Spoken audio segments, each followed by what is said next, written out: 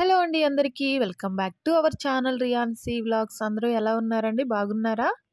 ఈరోజైతే నేను దొండకాయ ఫ్రై చేస్తున్నానండి. అది కూడా వెల్లుల్లి కారంతో చేస్తున్నానండి. ఓకే అండి. ఇప్పుడైతే నేను దొండకాయ ఫ్రై ఏ విధంగా చేస్తానో చూపిస్తాను, వచ్చేయండి. ఈ దొండకాయ ఫ్రైలోకి కావాల్సినవైతే ఒక 2 స్పూన్ జీలకర్ర, ఒక పెద్ద ఆనియన్, అలాగే వెల్లుల్లి, ఎండుమిర్చి అయితే తీసుకుని పెట్టుకున్నానండి. ఈ దొండకాయలను కూడా నీట్‌గా క్లీన్ చేసుకుని అయితే వాటర్‌లో వేసుకున్నానండి. ఈ దొండకాయ ఫ్రై అయితే మా అత్తయ్య దగ్గర నేర్చుకున్నానండి. ఇప్పుడైతే ఈ ఆనియన్‌ని క్లీన్ చేసుకుని, తర్వాత కట్ చేసుకున్న తర్వాత మిక్సీ పట్టుకోవడమేనండి. మరీ మెత్తగా అయితే అవ్వాల్సిన అవసరం లేదండి. కొంచెం నలిగితే సరిపోతదండి.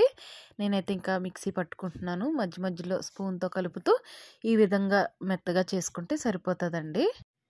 ఇంక నేను తీసుకున్న దొండకాయలను కూడా ఈ విధంగా అయితే పొడవుగా కట్ చేసుకున్నానండి.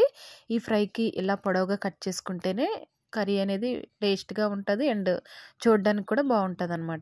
ఇంకా అయితే కళాయి తీసుకున్నానండి. అందులో ఆయిల్ వేసుకున్నాను. దాని తర్వాత కొంచెం మినపప్పు, తర్వాత కొంచెం పచ్చెనపప్పు కూడా వేసుకొని ఫ్రై చేసుకున్నాను. అవి ఫ్రై అయిన తర్వాత మనం కట్ చేసి పెట్టుకున్న దొండకాయలను కూడా ఇందులో వేసుకొని ఫ్రై చేసుకుంటున్నానండి.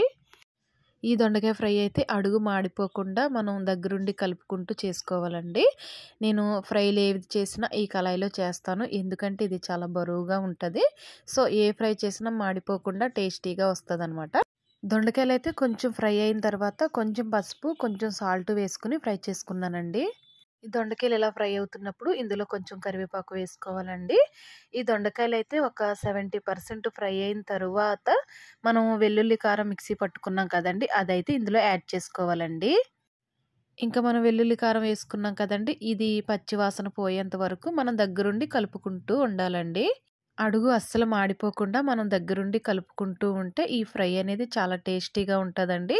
ఒక 10 మినిట్స్ ఇలాగ మనం ఫ్రై చేసుకుంటే దొండకాయ వెల్లుల్లి కారం ఫ్రై అయితే రెడీ అయిపోతదండి. సో, తప్పకుండా మీరు కూడా ట్రై చేయండి. Thank you for watching. Please subscribe to Riyansi vlogs.